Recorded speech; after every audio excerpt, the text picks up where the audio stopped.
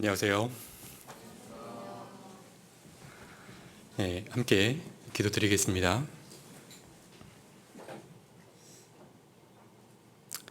하나님 아버지 감사합니다. 세상 헛된 것에 마음 빼앗겨 살던 저희들을 하나님의 그 기도 가운데 하나님의 교회에 와서 하나님의 말씀을 듣는 가운데 온전히 하나님을 알 수는 없었지만 하나님 앞에 내가 정말 지옥 갈 죄인이라는 것을 깨닫고 겸손하게 두 무릎을 꿇고 간구해 있을 때 하나님께서 불쌍히 여겨주심으로 말미암아 저희 마음속에 그 복음의 그 피가 새겨지게 해주신 것을 감사드립니다. 구원하여 주신 것도 너무나 큰 감사인데 주님께서 하늘 나라의 아들 삼아주시고 이 땅에 남겨주심으로 말미암아 이곳에서 영광을 준비할 수 있게 해주신 것을 감사드립니다. 저희는 연약해서 다시 세상 가운데 구원받지 못한 모습으로 살 때도 있지만 주님께서 교회를 주심으로 말미암아 이 가운데서 다시 은혜를 얻고 힘을 얻고 주님의 입술을 바라보며 그 복음을 전할 수 있는 존귀한 자 되게 해주신 것을 감사드립니다. 오늘 주일 말씀 앞에 나왔는데 주님께서 저희 마음을 감동시켜 주심으로 말미암아 한 주간 냉랭한 마음으로 사는 것이 아니라 감동된 마음, 따뜻한 마음, 온유한 마음으로 한 주간 살아갈 수 있도록 도와주시옵소서. 교회 안에 건강이 불편하신 우리 형제 자매님들 주님께서 그 치료의 손길로 어루만져 주시고 회복되어서 주님과 함께 동행하며 봉사하며 헌신하며 살아갈 수 있도록 기회를 주시길 부탁드립니다. 또 여러 가지 고난과 염려 가운데 있어 함께하지 못한 우리 형제 자매님들에게도 굳건함으로 세워주시길 부탁드립니다.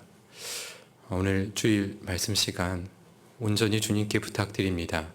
저희를 한결같이 사랑하시는 예수님의 이름으로 기도드립니다.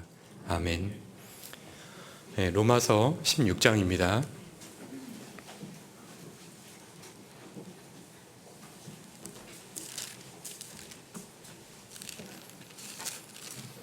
로마서 16장 1절 2절입니다.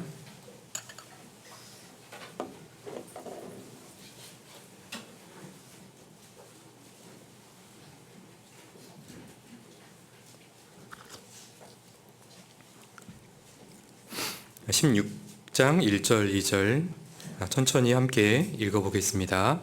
내가 갱그리아 교회 일꾼으로 있는 우리 자매 베베를 너희에게 청구하노니 너희가 주 안에서 성도들의 합당한 예절로 그를 영접하고 무엇이든지 그에게 수용할 바를 도와줄지니 이는 그가 여러 사람과 나의 보호자가 되었음이니라. 여기 로마서 16장에는 33명의 위인들이 나와요. 그 전에 제 소개부터 하겠습니다. 저는 서울중앙교회에서 교제하고 있는 김승규 형제고요. 2007년에 구원을 받았습니다.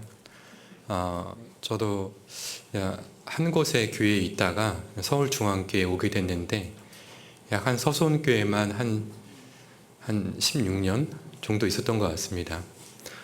어디 가면 죽는 줄 알고 그 교회에 꾹 붙어 있었습니다.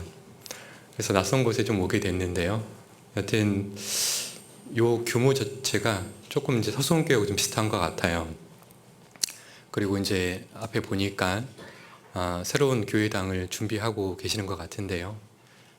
여러 가지 어려운 가운데 있겠지만 하나님께서 더 이 나주에 그 복음의 씨앗을 뿌리기 위해서 이렇게 좋은 공간으로 주셨다라고 생각이 됩니다. 오늘은 여기 보면 성도의 합당한 예절이라고 2절에 기록하고 있는데요. 그리스도인에 있어서 합당한 예절은 무엇일까? 우리는 교회 안에서도 어떠한 예절을 지켜야 할 것들이 있고 또 우리 그리스도인은 교회 밖에서도 합당한 예절이 있다라는 것을 16장을 통해서 얘기하고 있다라고 생각이 됩니다. 실은 로마서 1장부터 16장까지 있는데 15장에서 이미 이렇게 끝 인사를 하고 있어요. 그 바울 사도의 어떤 계획과 인사 부분이 있는데, 여기는 특별히 이 16장은 여기 33명의 그 위인들을 일일이 낱낱이 얘기하면서요, 그를 어떻게 합당한 예절로 영접해야 할지를 말씀하시죠. 그래서 오늘 좀 잠깐 생각해 보고자 하는 것은, 먼저 그리스도인의 합당한 예절인데, 그리스도인은 무엇인지, 어떤 사람이 그리스도인인지, 그리고 그에 따른 합당한 예절, 그러니까 그에 따른 태도는 좀 무엇일까 좀 생각해 보고자 합니다. 그래서 먼저 그리스도인이 누구인가, 그리스도인이란 사도행전 2장으로 가보겠습니다.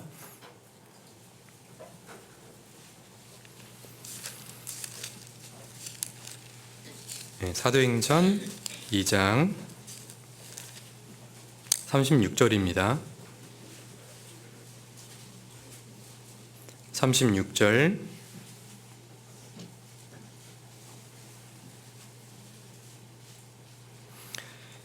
그런즉 이스라엘 온 집이 정녕 알지니 너희가 십자가에 못 박은 이 예수를 하나님이 주와 그리스도가 되게 하셨느니라 하니라.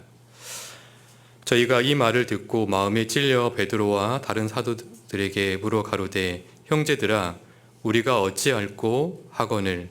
38절 함께 읽어보겠습니다.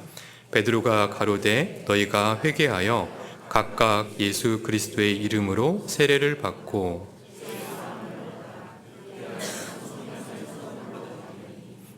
여기 중요한 그 그리스도인의 정의를 나누고 있는데요.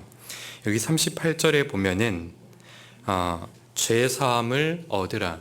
죄사함을 얻은 사람이 무엇을 얻게 되냐면, 그 다음 구절에 보면 성령을 받았다라는 것을 얘기하죠.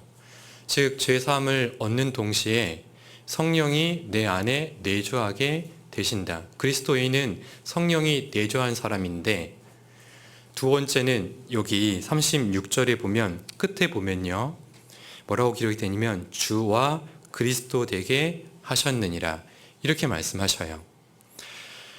성령을 가진 사람이 주로 삼는다고, 누구를? 예수님을 주로 삼았다고 한다면, 그렇다면 나는 무엇일까요? 예수님이 주인입니다. 나는 무엇일까요? 네, 종이라는 겁니다. 예수님을 주인으로 삼았기 때문에 나는 종이다라는 것을 굳게 마음속에 있는 사람이 그리스도인이라고.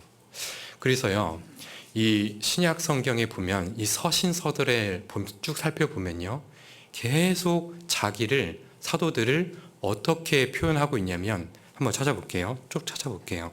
로마서 1장입니다. 로마서 1장에 보면요, 1절에 보면 이렇게 기록하고 있어요. 여기 서신서를 다 찾아볼 건 아니지만 많이 찾아볼 거예요. 이 중요하기 때문에 그러거든요. 로마서 1장 1절에 보면 예수 그리스도의 뭐라고요? 종 바울은 이렇게 얘기하죠. 바울 사도를 로마서 1장 1절에 어떻게 했냐면, 나는 종이라고. 누구의 종이라고요? 예수 그리스도의 종이라고.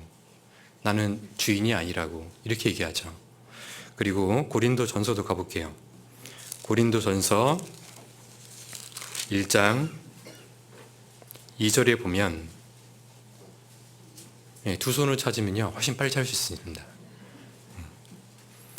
고린도전서 1장 2절에 보면, 고린도에 있는 하나님의 교회 곧 그리스도 예수 안에서 거룩하여지고 성도라 부르심을 입은 자들과 또 각 처에서 우리의 주 곧 저희와 우리의 주 대신 예수 그리스도라고 말씀하시죠. 그리고 3절 끝에 보면 은혜와 평강이 있을지어다, 이렇게 말씀하십니다. 그리고 고린도 후서도 가볼게요. 1장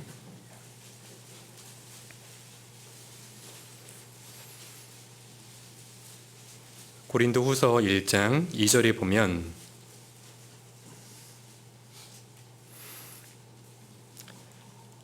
하나님 우리 아버지와 주 예수 그리스도로 쫓아 은혜와 평강이 있기를 원하노라. 제가 다 찾고 싶었는데요. 그러면 안 되겠다 싶어서요. 눈치를 챘습니다. 여기 보면 이 서신서의 대부분을 보면요. 주 예수 그리스도 은혜와 평강이 있을지어다 계속 반복되고 있어요. 왜 서신서에 이 바울 사도들이 왜 자기가 굳이 낮은 그 표현이 있잖아요. 종이라고, 난 노예라고 이런 표현을 계속 쓰면서 이렇게 서신서의 인사말로 썼을까요? 중요하기 때문에 그래요. 그리스도인이 어떻게 살아야 돼야 사는지 굉장히 중요하기 때문에 그래요. 그래서요, 한번 생각해 보셔요. 지금 내 마음속에 혹시 은혜와 평강이 정말 필요하나요? 혹시 나에게 염려가 있나요? 나에게 근심과 걱정이 있나요? 그렇다 한다면요, 한번 우리를 살펴봐야 합니다.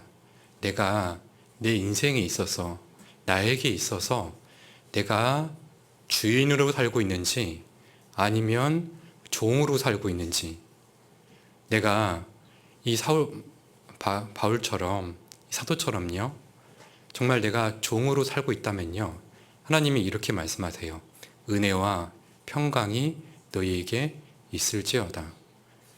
그리스도인은 내가 종으로 살면 반드시 하나님께서 은혜와 평강을 주신다라고 말씀하셔요.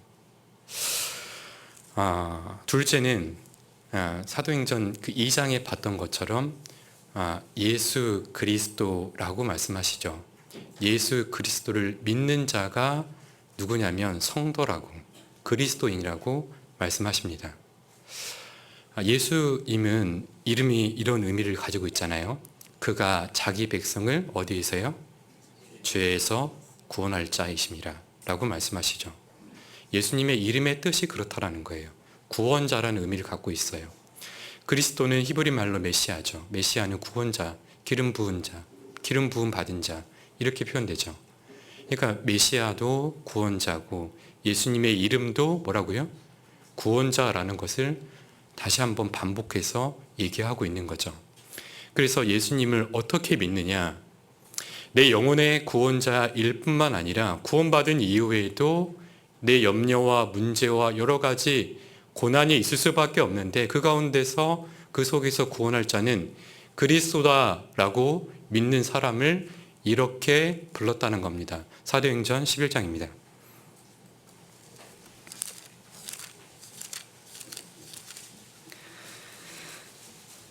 사도행전 11장 26절입니다.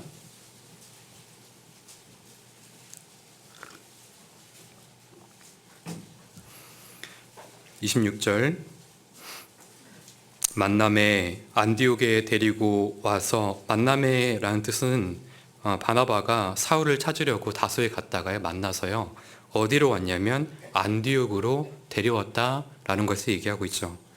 와서 교회에 1년간 모여 있어 큰 무리를 가르쳤고, 남은 말씀 함께 읽어보겠습니다.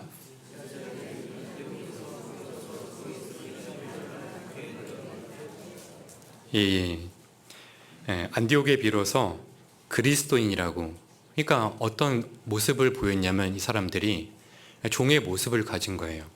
그리고 예수 그리스도를 영적인 구원자인 뿐만 아니라 내 삶의 구원자라고 저렇게 바보처럼 사는 사람들이 뭐라고 했냐면 그리스도인이라고 불렀다라는 것을 얘기하고 있어요. 근데 이 세상에는 두 종류의 종이 있다라고 합니다. 들어보셨나요, 혹시요? 두 종류의 종이 있다라고 하는데, 이게 좀 중요해서 찾아보도록 하겠습니다. 로마서 6장입니다. 로마서 6장 17절에 보면, 로마서 6장 17절,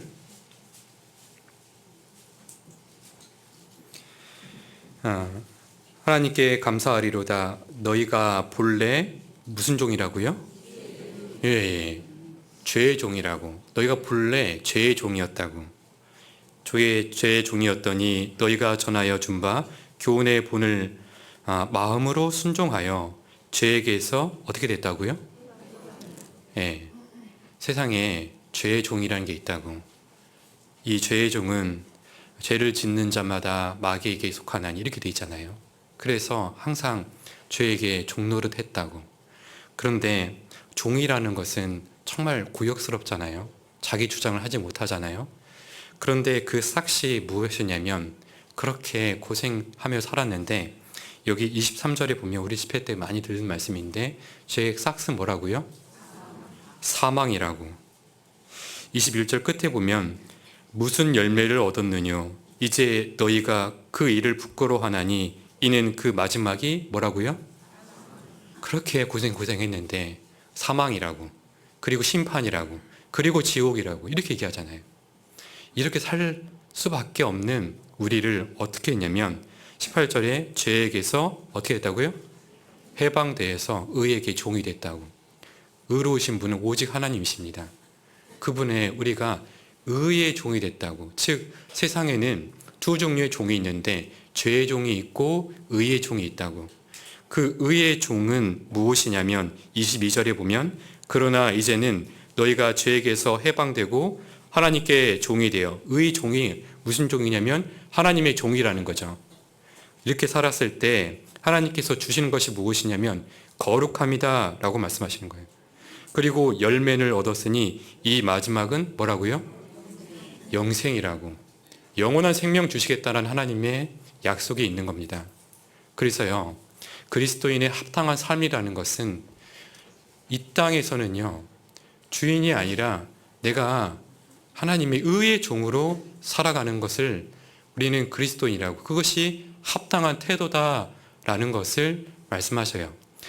이것이 옳다라는 것을 증명해 보이기 위해서요, 하나님께서는 어떻게 되시냐면 사람이 되신 거예요. 사람이 될 뿐만 아니라 종이 되셨다라고 말씀하셔요.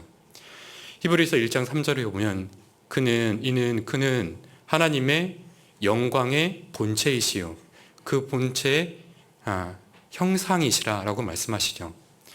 여기 이는 누구냐면은 그리스도를 말씀하시죠. 그는 영광이 되셨다고. 누구의? 하나님의 영광이 되셨다라고 하는 거예요. 십자가를 통해서.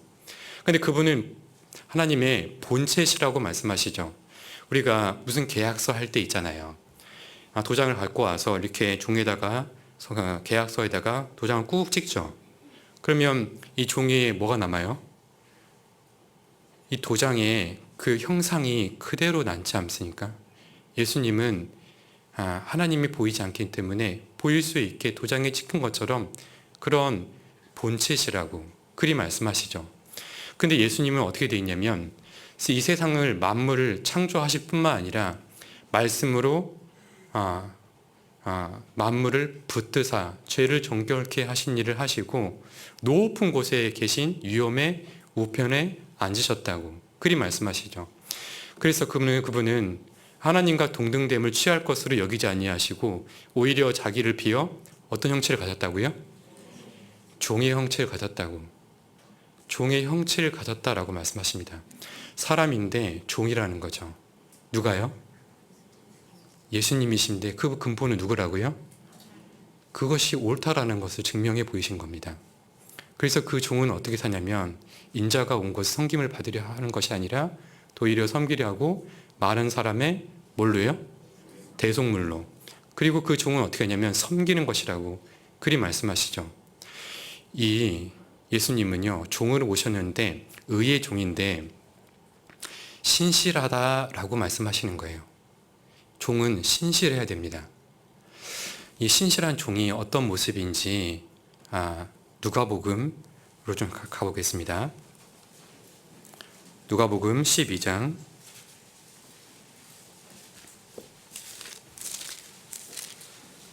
누가복음 12장에 보면 여기 35절에 보면 신실한 종과 악한 종이 나와 있어요. 이 신실한 종이 어떠한 사람인지 어떤 종인지 생각해 보면서 35절 제가 몇 구절 읽어보겠습니다. 허리에 띠를 띠고 등불을 켜고 서 있으라. 문을 두드리면 곧 열어주려고 기다리는 사람과 같이 되라. 주인이 와서 깨어 있는 것을 보면 그 종들은 복이 있으리로다. 내가 진실로 너희에게 이르노니 주인이 띠를 띠고 그 종들을 자리에 앉히고 나아가 수종하리라. 주인이 혹 2경에나 혹 3경에 이르러서도 종들의 이같이 하는 것을 보면 그 종들은 복이 있으리로다. 너희도 아는 바니 집주인이 만일 도적이 어느 때에 이룰 줄 알았다면 그 집을 뚫지 못하게 하였으리라. 40절 함께 읽어보겠습니다.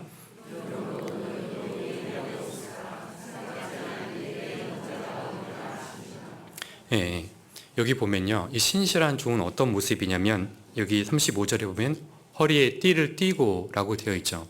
허리에 띠를 띠는다는 건 단단히 무엇인가를 결심한 겁니다. 무엇을 결심했냐면 주인이 오는 것을 기다리기로. 두 번째는 뭘 기다리냐면 뭘 단단히 결심했냐면 주님이 오시면 그 입술을 바라보는 것을 굳게 결심한 겁니다. 왜 입술을 바라보는 것을 결심했을까요? 주님이 오시면 무슨 말 하는지 내가 그 입을 보고 헤아리겠다라는 것을 의미합니다.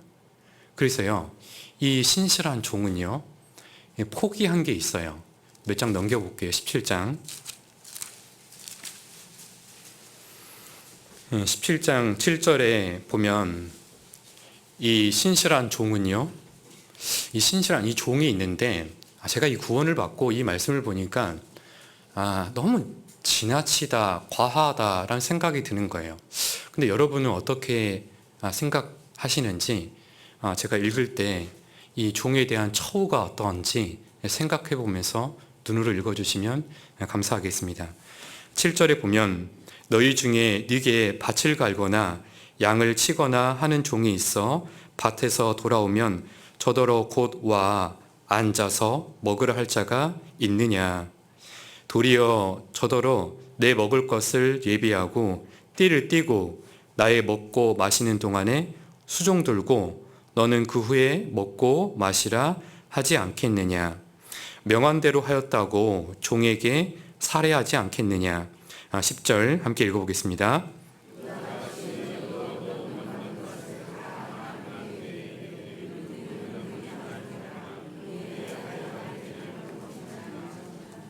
예, 여기 종의 모습을 봤는데요. 어떠세요?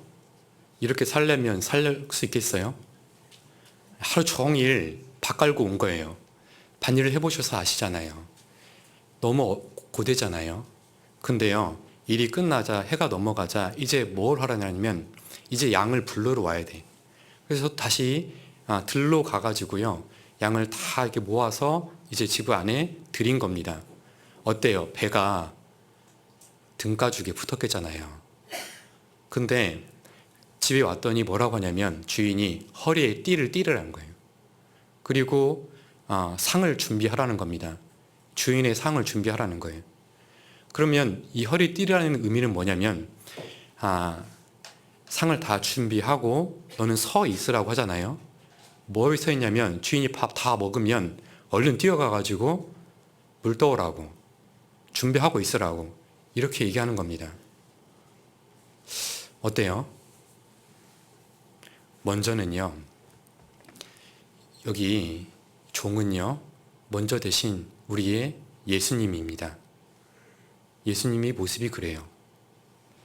예수님이 이제 공생의 기간이 끝나가잖아요. 그래서 요한복음 13장에 보면요, 끝까지 사랑하시니라 라고 말씀하시면서 허리에 뭘 둘렀어요? 수건을 두르시잖아요. 그리고 제자들의 발을 씻겨주시죠. 어떤 모습이에요? 종의 모습이라고요.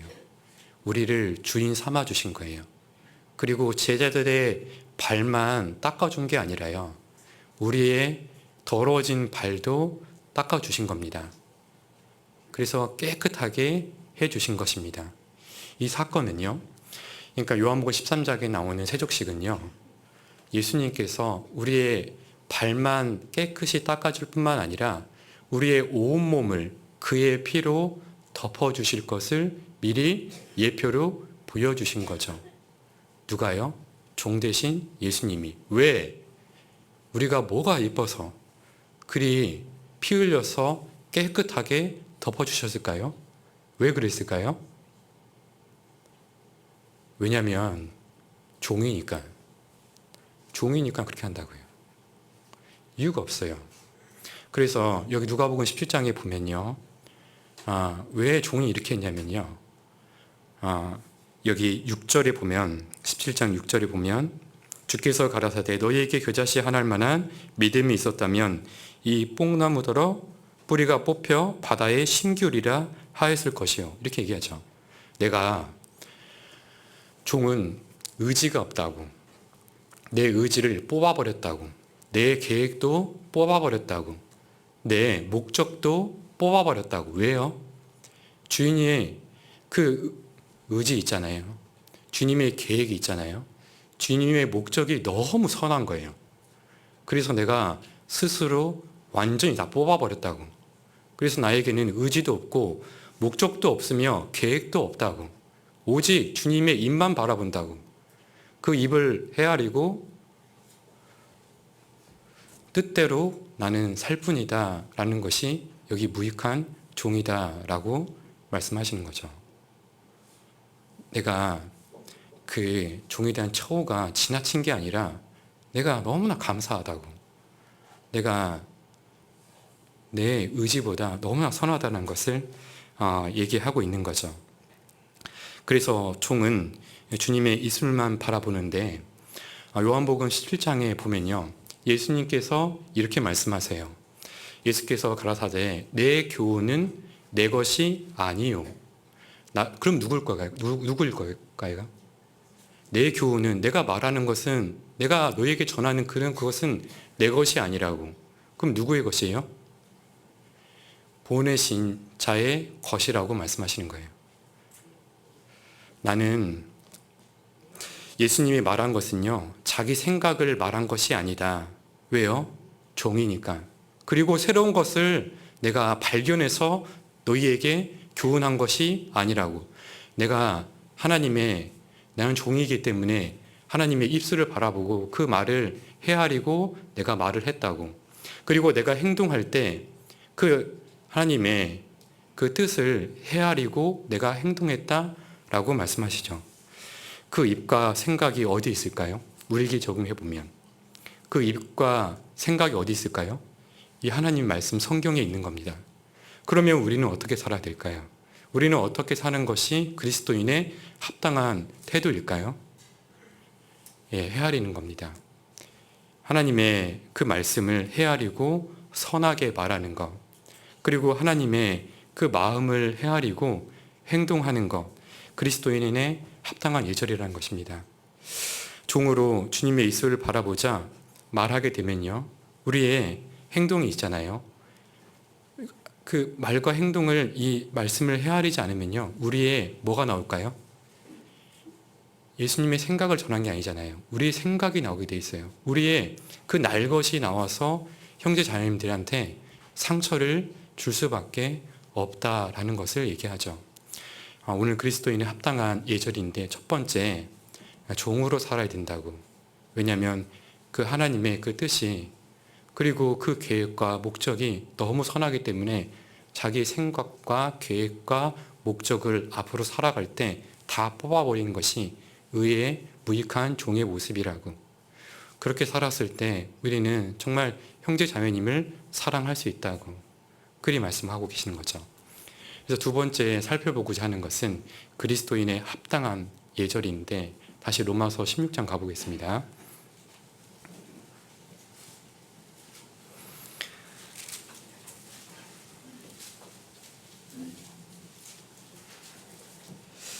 아, 16장 1절 2절입니다.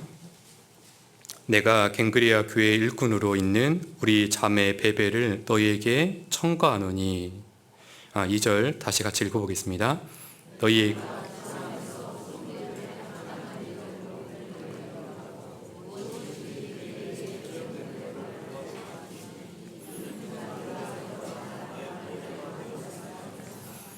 이 로마서는 좀 특징이 있는데요.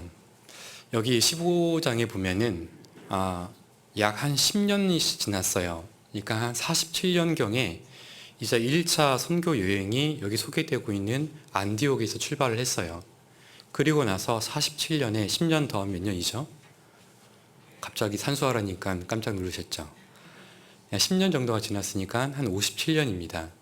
이때 여기 보면 바울 사도께서 예루살렘부터 유고슬라비아까지, 그러니까 이 마케도니아 위쪽 지역까지 복음을 어떻게 전했냐면 편만하게 전했다고. 이제 내가 복음을 어디 전하고 싶은지를 15장에 기록하고 있어요. 이때 세상은 다 로마로 길이 통한다고. 그래서 내가 이제 복음을 더 힘있게 전하고 싶다고. 어디 가고 싶냐면 로마에 가고 싶다라는 것을 피력합니다. 그리고 여기 스페인 그쪽에 가서 내가 이제 동쪽의 유럽뿐만 아니라 서쪽에 있는 유럽까지 복음을 전하고 싶다는 의지를 보이죠. 그런데 길이 여러 번 막혔던 것 같아요. 그리고 나서요, 여기 1절에 보면은 16장 1절에 보면 갱그리아는 지역이 소개되는데, 갱그리아는 어디냐면은 고린도의 동쪽에 있는 지역입니다. 우리 동쪽에다가 이제 교회당 지을 거잖아요. 맞나요? 나주 동쪽이잖아요. 이 동쪽에서 누구한테 서신서를 부탁하냐면 여기 베베라는 자매에게 로마서를 써가지고 보내게 됩니다. 여기 좀 그래요. 참 형제로서 좀 부족한데 얼마나 이렇게 형제가 없었으면 우리 자매님한테 이렇게 부탁을 했을까라는 생각이 또 들게 합니다. 여기 보면요, 두 번째 알아보고 싶은 것은 제가 너무 진지한 것 같아가지고 굳어 있는 것 같아서 제가 앞에 있는 좀 말씀 좀 했습니다. 네, 좋은 일인데, 오늘 즐거운 날인데 또 새로운 교회당도 생기는데 사진까지 올라갔더라고요. 저도 사진 봤습니다. 여기 이제 합당한 예절인데요. 이 합당하다라는 의미가 헬라 말로 잘 알고 계시는 것처럼 악시오스라는 뜻을 갖고 있어요. 악시오스라는 것은 적합하다 또는 일치하다 또는 평형을 이루다, 이런 의미를 갖고 있어요. 이제 우리 자매님들의 이제 구역 모임이나 있으면 있잖아요. 이제 안 먹던 고기도 준비하잖아요. 그래서 나주 시장에 가가지고 정육점에 가서 소고기 1kg를 산다고 쳐봐요. 그러면 돈을 들고 가서 그 주인에게 적합하게 합당하게 돈을 지불하죠. 그러면 주인이 어떻게 해요? 고기를 썰어서 주죠. 그러면 들고 와요? 그냥 와요? 아니면 뭘 확인하고 와요? 예, 당연히 확인하고 와야죠. 양팔 저울에다가 1kg 올려놓고 한쪽에 내 고기 올려놓고 보니까 부족해. 그럼 어떻게 해요? 그냥 와요? 절대 그렇지 않죠. 빨리 맞춰라 달라고 그 얘기하잖아요. 그런 것처럼 1kg 추에 무엇인가에 올려놨을 때 일치하다, 적합하다, 평형을 이루다, 이런 의미를 갖고 있어요. 뭐가요? 합당하다는 의미가 그렇다는 거죠. 공의의 하나님은요, 공의의 하나님은 달아보셔요. 뭘 달아보시냐면 다니엘서 5장에 보면 벨사살 왕이 나오잖아요. 벨사살 왕을 달아보셔요. 메네, 데겔, 우바르신 이렇게 얘기하잖아요. 이렇게 쓰잖아요. 근데 이 메네라는 것은 왕을 저울에 달아봤는데, 죄송합니다, 데겔은 왕을 저울에 달아봤는데 부족함이 배웠더라라고 되어 있잖아요. 그래서 어떻게 됐어요? 그날 밤에 벨사살 왕은 죽음을 당했습니다.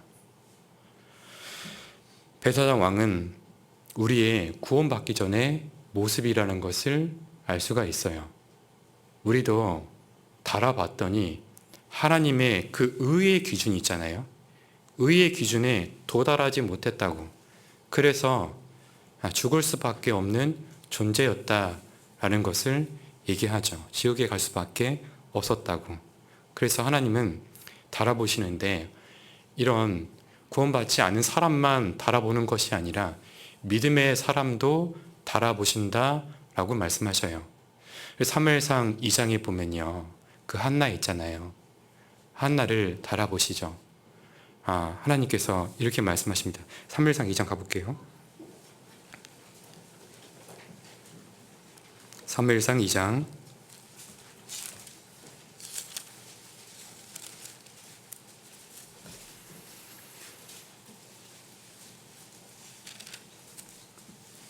3절에 보면 하나님은 달아보시는데 합당한지 합당하지 않은지 달아보십니다.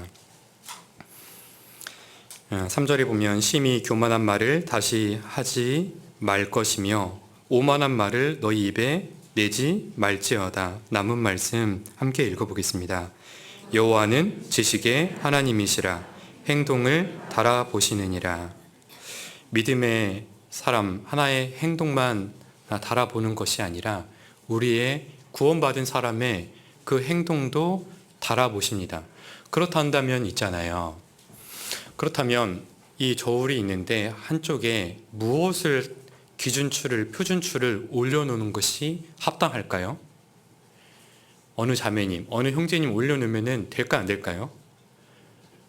이게 평형을 이루기에 기준이 적합하지 않은 거예요.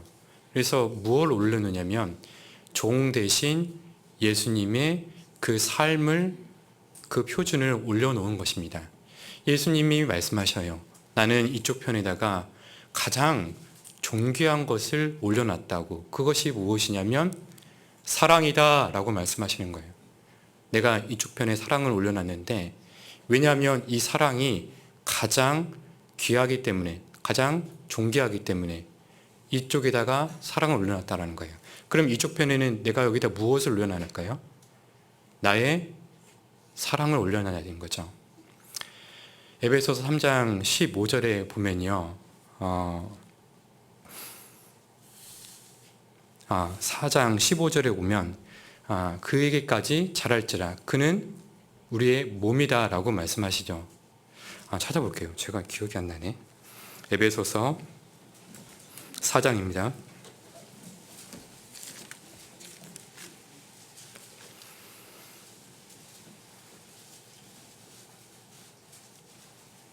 (4장 15절에) 보면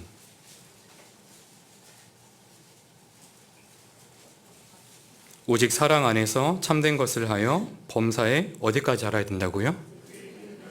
네, 하나님은 요청하세요. 그에게까지 잘할 것을 요구하십니다.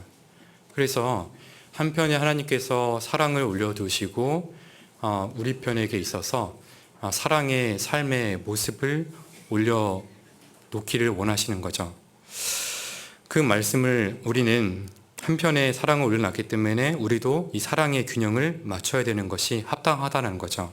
성경은 이렇게 말씀하고 있는데 이렇게 사랑을 올려놨을 때 우리 편에 사랑을 올려놓는 것이 그리스도인의 합당한 예절이다라는 것을 말씀하시죠. 이 세 가지 말씀을 제가 들려드릴 텐데요. 이 세 가지의 말씀의 공통점이 무엇인지 한번 생각해 보세요. 무엇보다도 열심으로 서로 사랑할지니 사랑은 허다한 죄를 덮느니라 라고 말씀하시죠. 그리고 신명기 6장 5절에 보면 너는 마음을 다하고 성품을 다하고 힘을 다하여 내 주 하나님 여호와를 사랑하라 라고 말씀하십니다. 이 세 가지는 항상 있을 것인데 믿음, 소망, 사랑 이 세 가지는 항상 있을 것인데 그 중에 뭐가요? 제일이라고요? 사랑이 제일이라고 하죠. 이 세 가지의 공통적인 특징은 무엇일까요? 공통점. 무엇보다도 라고 있잖아요.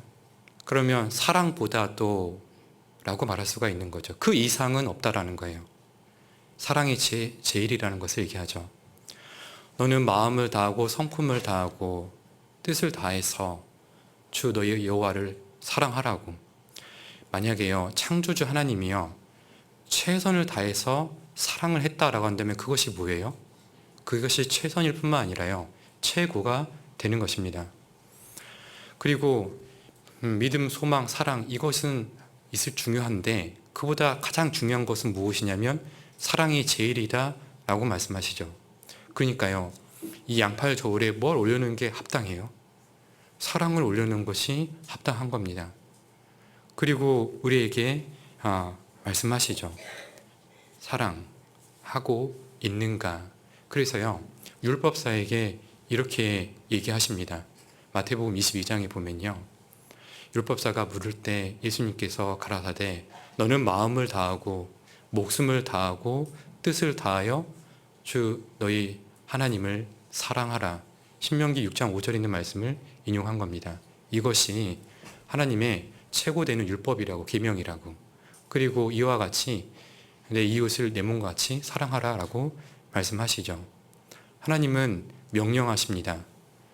마음을 다하고 목숨을 다하고 뜻을 다하여 나를 사랑하라고. 그것이 합당하다고. 왜요? 그분은 세상을 다스릴 때 의와 공의가 주의 보좌의 기초라고 말씀하셔요. 인자하심과 그의 진실하심이 주의 앞서 행하나이다 라고 말씀하십니다. 앞서 행하는 것이 인자하심이. 근데 뭘 앞서 행하냐면 의와 공의로 우리를 다스리신다라고 말씀하시고, 그분은 공정하셔요. 공정하기 때문에 요청하시는 거예요. 마태복음 10장으로 가보겠습니다.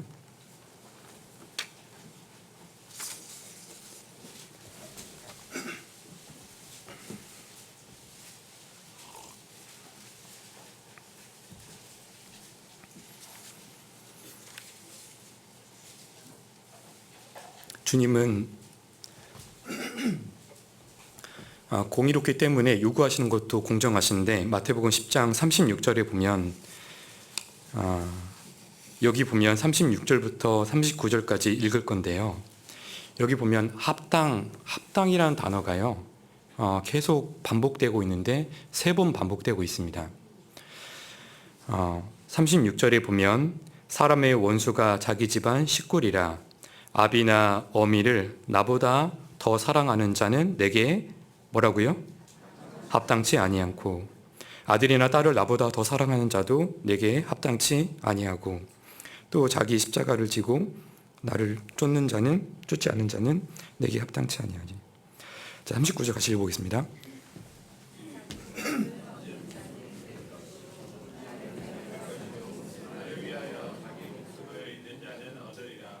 예, 여기 보면 합당치 3번 반복되고 있는데요. 자, 한번 아브라함을 생각해 보세요. 아브라함이요, 알았어요. 뭘 알았냐면 자기 재물보다 하나님을 더 사랑하는 것은 합당치 않다고. 그리고 자기 아내와 그를 더 사랑하는 것은, 하나님보다 더 사랑하는 것은 합당치 않다고. 그리고 어떻게 생각했냐면 자기 십자가를 지는 것은 당연하다고. 하나님을 사랑한다면. 그리고 자기 주님을 내가 나의 목숨보다 사랑한다면 합당치 않다고 그렇게 여겼던 겁니다. 그런데요, 내가 100세에 낳은 아들 이삭이 이름의 뜻이요, 웃음입니다. 기쁨이에요. 아브라함에게 얼마나 큰 기쁨이 됐겠어요. 웃음이 됐겠어요. 그 아들은 내 독생자라고, 하나밖에 없다고. 그 아들은 이런 생각이 들었지 않았을까요? 그게 생각이 안 됐다면요, 시험이 되지 않는 거예요. 여기 그 톨스토이의 사람은 무엇으로 사는가라는 거에 일부분을 제가 잘라왔는데요. 여기 보면 이 제화공이 있는데요. 제화공은 뭐냐면 잘 아시는 것처럼 구두를 기어가지고 파는 사람입니다. 또는 구두가 헤어지거나 이런 것들이 있으면 그것을 수선해서 하는 좋은 직업은 아니죠. 이 사람의 이름은 무엇이냐면 마르틴 아부제이츠라고 되어 있는데요. 제가 잠깐 소개해 드리겠습니다. 한 도시의 제화공 마르틴 아부제이츠가 살았다. 그는 창문이 하나만 있는 헛간 지하방에 살았다. 그의 아내는 세상을 일찍 떠났다. 3살배기 남자아이만 두고. 몇 살이라고요? 3살입니다. 그 아이의 형들은 모두 예전에 죽었다. 시골에 있는 누이에게 보내려 했지만 남의 집에서 크면 힘들 거야 하며 집에 두었다. 소년이 자라서 아버지를 도와줄 수 있게 되자 아이가 인생의 기쁨으로 자리 잡힐 즈음, 여기 복선이 있는데요. 이 아이가 기쁨으로 자리 잡았대요. 병이 들어 일주일간 시달리다 죽고 말았다. 마르띠는 아들을 묻고 절망에 빠졌다. 너무 절망한 나머지 하나님께 불평하기 시작했다. 하나님께 죽음을 달라고 조르면서 나이 많은 자기가 아니라 사랑하는 유일한 아들을 데려갔다고. 하나님을 비난한 적이 한두 번이 아니었다. 그는 교회 가는 것도 그만두었다. 그러던 어느 날 수도원에서 고향 사람인 한 노인이 아버지의 집을 찾아왔다. 그는 슬픔을 토론하기 시작했다. 하나님의 사람아, 난 이제 더 이상 살기도 싫어. 딱 죽었으면 좋겠어. 그거 하나만 하나님께 빌고 있어. 이제 아무 희망도 없는 사람이 되었어. 노인이 말했다. 그렇게 말하는 것은 좋지 않아, 마르틴. 우리가 하나님을 일을 판단할 수 없지 않은가? 우리 머리가 아니라 하나님의 판단으로 하시는 거네. 하나님께서 자네 아들을 죽게끔 판결을 내리셨지만 자네는 살아야지. 그게 더 낫다는 뜻이야. 자네가 절망하는 건, 한번 잘 들어보셔요. 자네가 절망하는 건 자네가 자기의 기쁨을 위해 살고 싶어서 그런 거야. 다시 한번 읽어볼게요. 자네가 절망하는 건 자네가 자기 기쁨을 위해 살고 싶어서 그런 거야. 그럼 무엇을 위해서 살아야 하나? 마르틴이 물었다. 노인이 말했다. 하나님을 위해 살아야지, 마르틴. 하나님이 자네에게 생명을 주셨으니 그분을 위해 살아야지. 그분을 위해 살기 시작하면 슬플 게 없어지고 모든 게 쉬워질 거야. 이 한 대목을 읽어드렸는데요. 내가 혹시 무엇 때문에 절망하고 있나요? 만약 얼마 되지 않는 알량한 그 돈 있잖아요. 내가 결혼하려고 준비한 우리 청년들 있잖아요. 그 돈을 잃어버렸어요. 그렇단다면 만약 얼마 되진 않는 돈 때문에 하나님도 절망에 빠질까요? 깊이 생각해 보면 있잖아요. 내가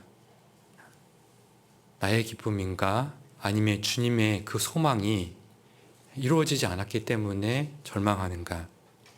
사랑하는 가족, 아내, 자녀가 있잖아요. 병으로, 사고로 죽었다면, 즉 천사를 불러서 하나님께서 불러 가셨다 한다면 어떨까요? 분명 있잖아요. 사람은 사람에게 기쁨을 주는 게 있습니다. 이 순수시대 여성 최초 플리저상을 받은 그 소설을 보면요.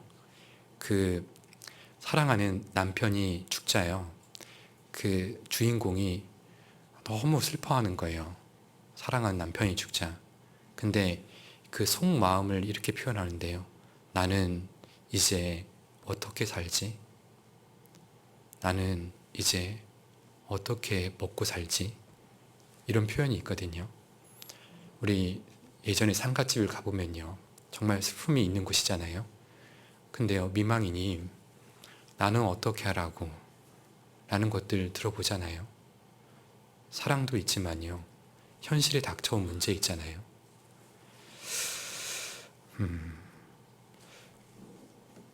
내가 진정 무엇 때문에 절망하는가?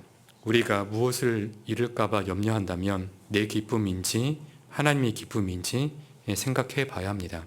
만약 내 기쁨이라면 하나님이 우리에게 생명을 주셨으니 그분을 위해서 살아야 합니다. 하나님은 주셨어요. 무엇을 주셨어요? 하나님은 무엇을 주셨냐면 독생자의 아들을 주셨다라고 말씀하시는 거예요. 독생자의 아들을 주셨다는 의미는요, 어떤 의미냐면 나를요, 나 자신을, 우리를 마음을 다하고 목숨을 다하고 뜻을 다해서 내가 너를 사랑했다라는 것을 증명해 보인 겁니다. 그러니까요, 너는 마음을 다하고 목숨을 다하고 뜻을 다해서 나를 사랑하는 것이 어때요? 합당해요, 안 합당해요? 합당한 겁니다. 나를 사랑하셨다는 증거는요, 이런 의미를 갖고 있어요. 그렇다면 그분이 나를 향한 모든 명령 있잖아요. 교회 안에서 하는 명령들 있잖아요. 그 명령은 근본은 무엇이냐? 그 근원은 사랑이라는 겁니다. 그렇죠? 사랑이 제일이기에 그의 대답은요, 우리가 기도했을 때 응답되는 기도 있잖아요. 이해할지 할 수 없어도요, 우리가 순종할 수 있는 이유가 있단 말이에요. 그것이 무엇이냐면 그분의 헤아림이라는 거죠. 그분은 알파와 오메가요, 처음과 나중이요, 시작과 뭐라고요? 끝이라고. 그분은 그분의 우리에게 있어서 명령하시는 건요, 태어났을 때부터 있었고 지금도 있으며 있다라는 거예요. 언제요? 죽을 때요. 죽을 때의 모습까지 옆에 있는 거예요. 그리고 그 수를 다 헤아려 본 거예요. 다 헤아려 보고 그것이 가장 최선의 것을 선택해서 우리에게 명령하신 거예요. 그러니까 지금 상황에서 우리가 보면요, 그것이 헤아려지지가 않은 거예요. 교회당을 준비하면서요, 저도 그 교회당에 오래 있으면서 여러 가지 모습을 보게 된 것 같아요. 정말 준비할 때 마음이 나눠진 것도 보고 이해해야 되지 않는 부분도 생겨요. 왜 꼭 그렇게 해야 되냐고. 근데 이거에 명령이 있잖아요. 교회 안에서의 그 뜻이 있잖아요. 우리는 10년 후도 몰라요. 단 1분 후에도 몰라요. 그러니까 사람이 죽잖아요. 근데 하나님은 다 수를 헤아려 본 겁니다. 죽을 때까지 가장 선한 것을 선택해서 우리에게 주시는 겁니다. 그래서 우리는 순종할 수 있다고 그래 얘기하는 거죠. 그러므로 우리는 그분의 판단에 있잖아요. 순종할 뿐만 아니라 그분의 마음을 다하고 목숨을 다하고 뜻을 다해서 사랑해야 합니다. 그것이 합당합니다. 그 사랑이 우리에게 그 사랑이 있잖아요. 예수님은 우리의 죄를 위하여서 죽어주셨고요. 우리를 의롭다 하심을 위하여 다시 어떻게 했다고요? 살아나셨다고. 로마 4장 25절에 보면 그렇게 되어 있는데 다시 살아나셔서요, 하나님 우편에 계신 거예요. 그리고 누굴 보내주냐면 하나님의 다른 모습인 성령을 우리에게, 그리고 우리 각자에게 넣어주신 겁니다. 그분은 무엇일까요? 그분은 하나님이세요. 그분은 뭐라고 하시냐면 하나님은 사랑이시라 라고 말씀하십니다. 고린도전서 13장입니다.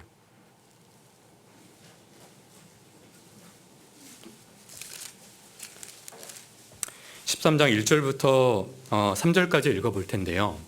13장 1절부터 3절에 보면은 공통적으로 반복되는 말씀이 있어요. 반복되는 말씀은 중요하다는 거예요. 그 말씀이 어떤 것인지 생각해 보면서 눈으로 읽어주시면 감사하겠습니다. 고린도전서 13장 1절로 3절입니다. 내가 사람의 방언과 천사의 말을 할지라도 사랑이 없으면 소리나는 구리와 울리는 꽹과리가 되고, 내가 예언하는 능이 있어 모든 비밀과 모든 지식을 알고 또 산을 옮길 만한 모든 믿음이 있을지라도 사랑이 없으면 내게 아무것도 아니요. 3절 함께 읽어보겠습니다.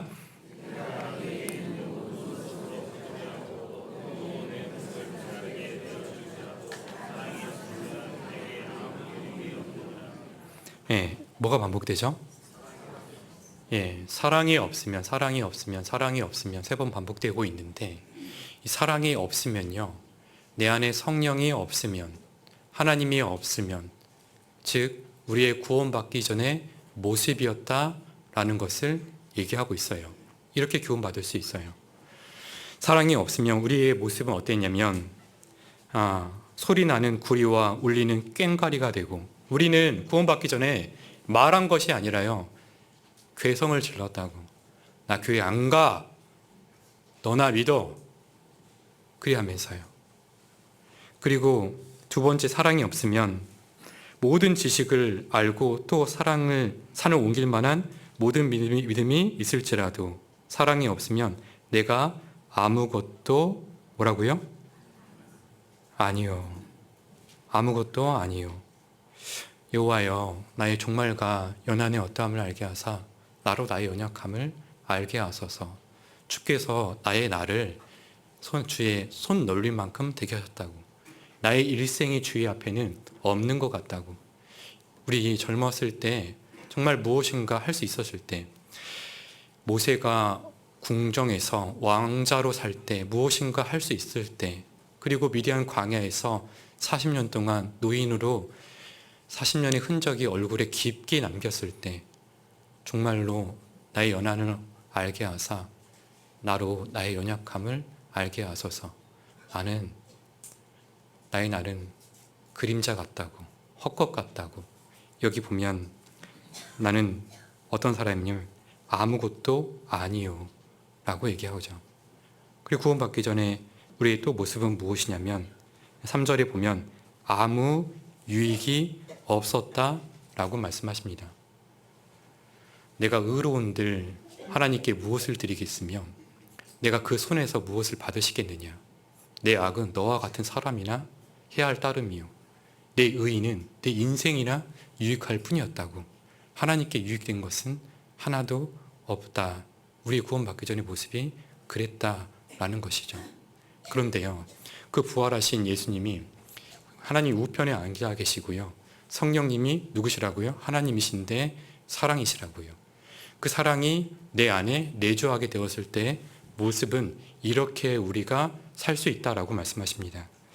5절부터 읽어보면요, 5절부터 7절입니다. 5절부터 7절 천천히 함께 읽어보겠습니다.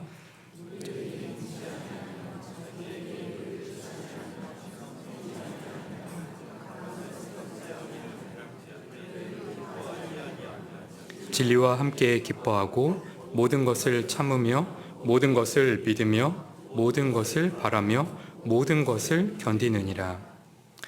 4절에 보면 사랑은 오래 참고 사랑은 온유하며 투기하는 자가 되지 아니하며 사랑은 자랑하지 아니하며 교만하지 아니하며 라고 말씀하시죠. 그래서요, 나를 가장 사랑하신 그분이요, 성령의 모습으로 사랑으로 내 안에 계신 겁니다. 우리는 사랑이 없을 때에는 이런 모습으로 살 수가 없어요. 근데 우리의 의지와 결심 속에서요, 한 발 한 발 순종해 나아갈 때요, 우리는 이와 같은 모습으로 살 수 있다고. 누구의 도움으로 말미암아요? 성령의 도움으로 말미암아, 내 안에 계시는 성령 하나님의 도움으로 말미암아 사랑할 수 있게 되었다라는 것을 말씀하십니다. 그리스도인의 합당한 태도는요, 사랑하는 것입니다. 어떻게 해요? 오래 참고, 사랑은 온유하고 투기하는 자가 되지 않고 교만하지 않고 무례히 행치 않고. 우리는 무례할 수밖에 없었는데 내 안에 계신 성령님으로 말미암아 무례히 행치 않을 수 있는 그 힘을 얻었다라는 것을 말씀하시죠. 그러므로 우리는 오래 참고 성령의 도움으로 조금씩 이루어갈 수 있는 겁니다. 성령의 도움을 받아서. 그래서 예수님은 우리에게 부탁하십니다. 요한복음 21장 15절 가보겠습니다.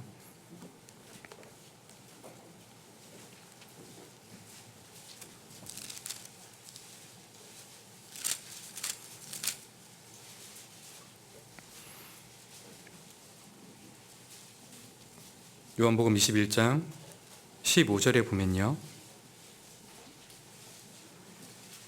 요한복음 21장 15절, 저희가 조반 먹은 후 예수께서 시몬 베드로에게 이르시되 요한의 아들 시몬아, 내가 이 사람들보다 나를 더 사랑하느냐 하시니 가로되 주여 그러하외다. 내가 주를 사랑하는 줄 주께서 아시나이다. 가라사대 내 어린 양을 먹이라. 또 두 번째 가라사대 요한의 아들 시몬아, 내가 나를 사랑하느냐 하시니 가로되 주여 그러하외다. 내가 주를 사랑하는 줄 주께서 아시나이다. 가라사대 내 양을 치라 하시고. 17절 함께 읽어보겠습니다.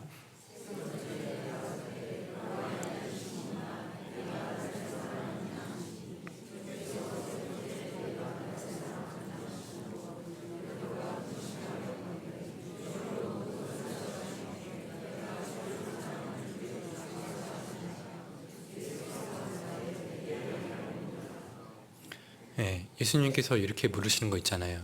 요한의 아들 시몬아, 내가 나를 사랑하느냐? 이렇게 묻잖아요. 이거는 이렇게 묻는 거와 똑같아요. 내가 너를 위해서 죽어준 것 믿느냐? 또는요, 내가 하나님 우편에 계신 것 믿느냐? 내가 전지전능자라는 것을 믿느냐?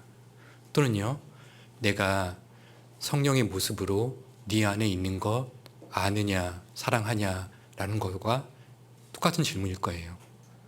그러니까요, 베드로의 대답이 뭐라고 해요? 주께서 내가 사랑하는 것을 아시나이다 라고 묻죠. 주님은 하나님이시라고, 나의 믿음을 아시는 분이시라고.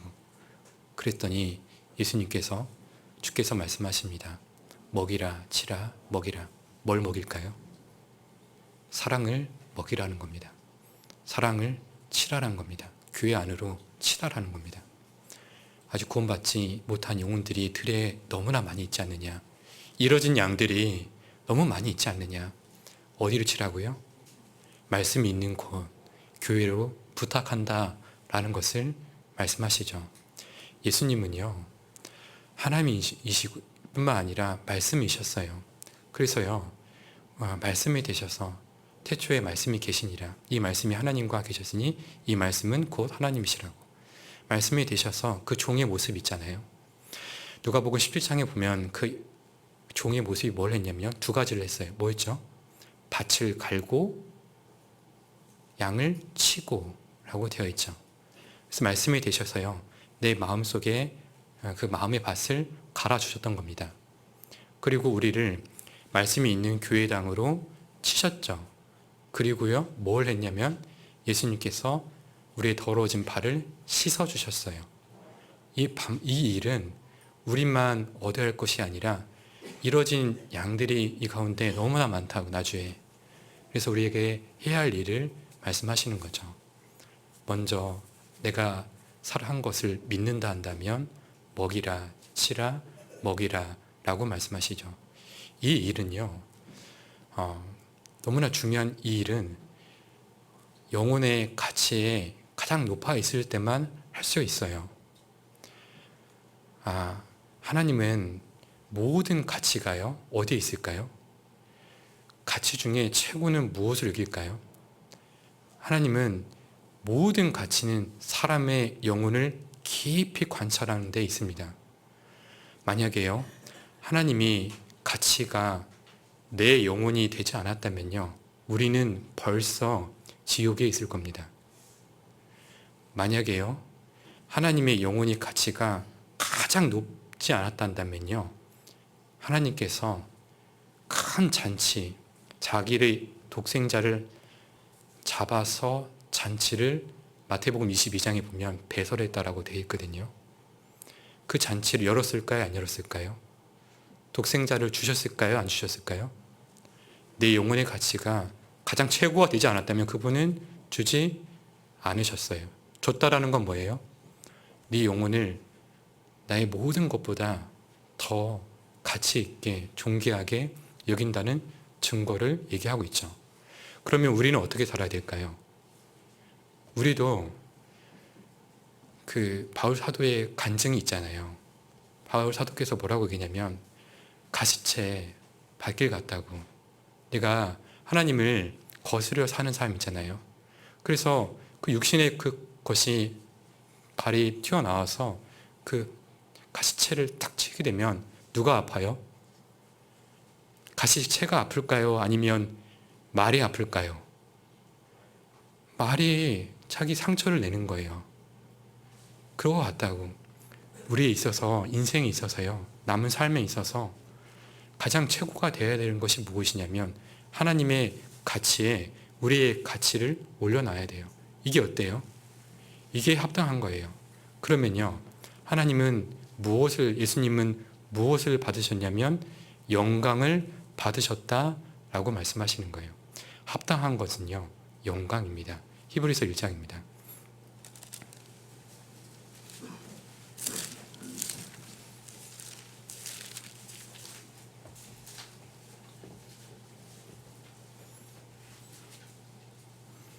히브리서 1장 10절에 보면 만물이 인하고 만물이 말미암아 남은 자에게는 많은 아들을 이끌어 영광에 들어가게 하시는 일에 저희의 구원의 주를 고난으로 말미암아 온전케 하심이 어떻다고요?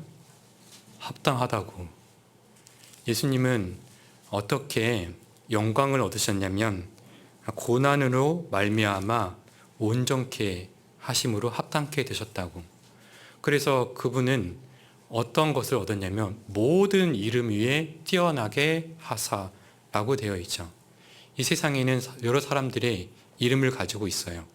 부자의 이름도 있고 지혜를 가진 사람의 교수의 이름도 있고 여러 재능이 많은 사람의 이름이 있는데 이 모든 세상의 만물의 이름 위에 뛰어나게 하셨다라고 말씀하시죠. 즉 어떤 것을 의미하냐면 고난이 많으면 많을수록 이 편의 영광이 높을까요? 적을까요?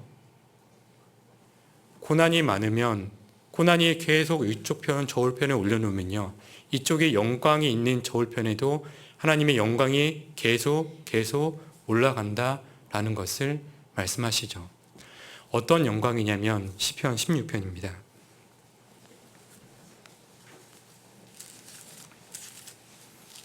시편 16편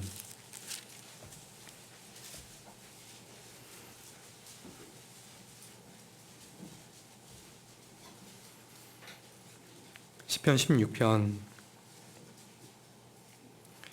이 시편 16편은 다윗의 시인데 주님의 부활이 잘 나타져 있는 말씀입니다. 1절입니다. 하나님이여 나를 보호하소서. 내가 주께 피하나이다. 내가 여호와께 아뢰되 주는 나의 주시오니 주밖에는 나의 복이 없다 하였나이다. 땅에 있는 성도는 존귀한 자니 나의 모든 즐거움이 저에게 있도다. 다른 신에게 예물을 드리는 자는 괴로움이 더할 것이라. 나는 저희가 드리는 피의 전제를 드리지 아니하며 내 입술로 그 이름도 부르지 아니하리로다. 여호와는 나의 산업과 나의 잔의 소득이시니 나의 분깃을 지키시나이다. 6절 함께 읽어보겠습니다. 나의 기업이 실로 아름답도다. 여기 3절에 보면 성도는 존귀하다. 왜 존귀할까요? 성도는 존귀한 자니 나의 모든 즐거움이 저에게 있도다. 왜 모든 즐거움이 저에게 있을까요? 결과가 이렇기 때문에 그래요. 결과가 어떠냐면 6절에 보면 내게 우리 성도에게요 줄로 재어준 구역이 있다고요. 어디에 있을까요? 천국에 있는 겁니다. 하나님께서 줄로 재어줬대요. 그러면 이 줄이라는 것은 표준이잖아요. 그 줄로 이렇게 재어준 구역이 각각 있다라는 겁니다. 그 결과가 그렇다는 거죠. 근데 이 재어준 구역은 어떠냐면 아름다운 곳이라고. 실로 아름답도다. 뭐가? 나의 기업이 라는 것을 얘기하고 있죠. 그래서요 이 사람은 요동치 않는 거예요. 8절 끝에 보면 내가 요동치 아니하리로다 라고 되어 있죠. 왜요? 내 소망이 확실하니까.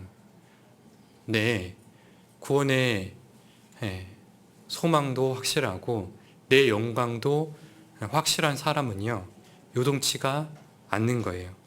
왜 그렇게 살았냐면 8절 시작되는 거 보면 내가 여호와를 항상 내 앞에 모셨기 때문에. 이걸 뭐라고 하냐면 우리는 코람데오라고 하죠. 신전의식이라고 합니다. 내가 왜 요동치 않냐면 하나님을 내 앞에 항상 모셨을 때, 내 하나님 앞에 두고 살아 행동했을 때 요한복음 10장에 보면 이 교훈은 내 것이 아니요 누구의 것이라고요? 나를 보내신 이의 것이라고. 코남데오라는 것은, 신전의식이라는 것은 하나님 말씀을 항상 앞에 두고 말을 하고 하나님 말씀을 헤아려 보고 행동하고 하는 것을 알 수 있어요. 그 사람에게는 어떤 소망이 항상 있냐면요, 이런 소망이 있다라는 거예요. 10절에 보면요, 이는 내 영혼을 음부에 버리지 아니하시며 주의 거룩한 자로 썩지 아니하실 것임이니라. 먼저 거룩한 자로 썩지 않게 되신 분이 있어요. 누구죠? 예수님의 부활입니다. 예수님의 부활은 그 영광입니다. 그리고 우리에게 부활의 영광이 있을 것이라는 것을 말씀하시죠. 근데요, 왜 우리가 즐겁지 않을까요? 인생 가운데 왜 염려가 있을까요? 마무리하자면요, 이렇게 돼 있는 거예요. 4절에 보면 다른 신에게 예물을 드리는 자, 즉 괴로움이 더할 것이라. 나는 저희가 드리는 피의 전제를 드리지 아니하며 내 입술로 그 이름도 부르지 아니하리로다. 즉 다른 신에게, 다른 것에 마음이 빼앗겨 있을 때, 즉 하나님의 가치에 내 가치가 이렇게 어긋나 있을 때, 그래서 항상 가시체에 그 뒷걸음질 하는 것처럼 차고 다닐 때 우리는 마음이 즐겁지 않다고.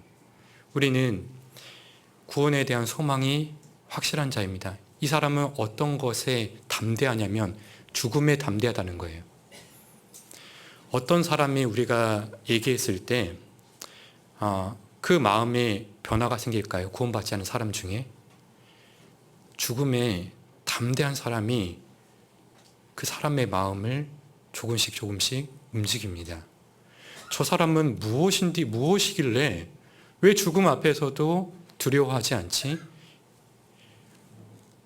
깡패조차도요, 살인자조차도 자기 그 형이 이렇게 명이 되면요, 죽음이 가까우면 다 벌벌 떤다 하잖아요. 죽음이라는 것은 착한 사람이든 나쁜 사람이든 살인 강도든 죽음에 대한 두려움이 있다고. 근데 우리가 그 죽음 앞에 담대하게 내 영혼을 좀 불쌍히 여기라고, 당신의 영혼이 너무 불쌍하지 않냐고 그리 여겼을 때요, 죽음에 대해서도 담담하게 얘기할 때 그 앞에서는 냉랭하게 얘기할 수 있지만 뒤돌아서는 생각하게 될 겁니다. 내가 죽음을 두려워하는데 저 사람은 왜 죽음에 대해서조차 두려워하지 않는 거지? 그런 담대한 말은 어디서 나올까요? 소망입니다. 영광에 대한 소망. 내가 이 편과 이 편이 있는 거예요. 근데 이쪽은 이 땅입니다. 이 땅에서의 내가 살 것을 준비하죠. 그리고 이 편에요, 하늘 소망이 있는 거예요. 그래서 이쪽에 하늘 소망에 쌓아놓은 것이 많은 거예요. 그러면 죽음이라는 것이 두려움일까요? 아니면 즐거움일까요? 하늘 이 땅에 쌓아둔 소망이 많은 사람, 쌓아둔 것이 많다라고 확실하게 믿는 사람은요, 죽음이 어찌 보면요, 기대하는 것이 될 거예요. 그 사람은 입이 분명해질 겁니다. 담대해질 겁니다. 그렇게 우리가 사는 것이 하나님이 가치를 올려놓은, 우리 영혼의 가치를 가장 높이 올려놓은 것을 말씀하고 계시고, 우리도 그렇게 올려놨을 때 이 세상이 즐겁다고. 여기 보면 11절 읽고 마치겠습니다. 11절 함께 같이 읽어보겠습니다. 주께서 생명의 길로 내게 보이시리니 주의 앞에는 기쁨이 충만하고 주의 우편에는 영원한 즐거움이 있나이다. 영원한 즐거움이 있다고, 기쁨이 넘친다고. 잃어버리게 되면요, 이 편에 뭘 올리게 되냐면 세상의 것에 자꾸 올려요. 그렇게 살 수밖에 없다고. 근데 이 편에 올린 사람은 반드시 생명의 길로 보이고 기쁨이 충만하고 영원한 즐거움이 삶 가운데 있다고. 내가 비록 상황은 여전하지만 내 안에는 기쁨이 있다고. 그 문제가 해결돼서 기쁜 것이 아니라 그 문제가 여전할지라도 내 안에는 영원한 즐거움이 있다라고 살 수 있다라는 겁니다. 기도하고 마치겠습니다. 하나님 감사합니다. 죄인 되었던 저희들을 주님의 말씀 가운데로 불러주셔서 이 땅에 소망 두지 않고 세상 가운데 욕심 버리고 하나님을만 바라보며 말씀을 따라서 헤아리고 말할 수 있게 또 행동할 수 있게 해주신 것을 감사드립니다. 겸손한 마음으로 하루하루를 살아가는데 주님과 함께 동행하며 주님까지 이룰 수 있도록 도와주시길 부탁드립니다. 남은 오후의 시간도 주님께 부탁드립니다. 저희를 항상 사랑하시는 예수님의 이름으로 기도드렸습니다. 아멘.